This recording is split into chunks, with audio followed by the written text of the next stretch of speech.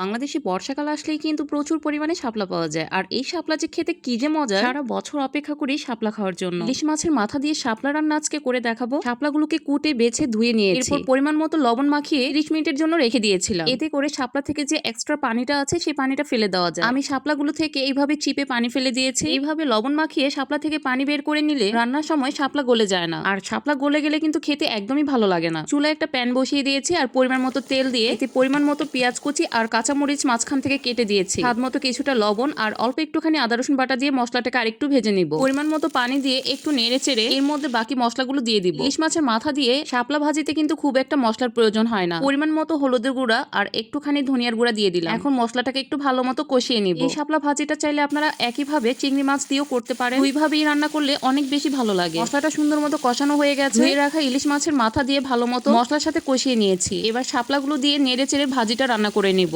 শাপলা ভাজি করার সময় চুলার আঁচটা একটু হাই রেখে রান্না করে নেবেন, কারণ শাপলা থেকে কিন্তু অনেক পরিমাণে পানি ওঠে। আর আমি যেহেতু শাপলাটাকে আগে থেকে প্রসেস করে পানি ফেলে দিয়েছি, এতে করে শাপলা থেকে কিন্তু খুব একটা পানি ওঠে নেই। দেখুন শাপলা ভাজিটা কতটা সুন্দর ঝরঝরে হয়েছে। আলহামদুলিল্লাহ, খেতে অনেক মজার হয়েছে। শাপলা শেষ হয়ে যাওয়ার আগে একবার হলেও রান্না করে খেতে পারেন।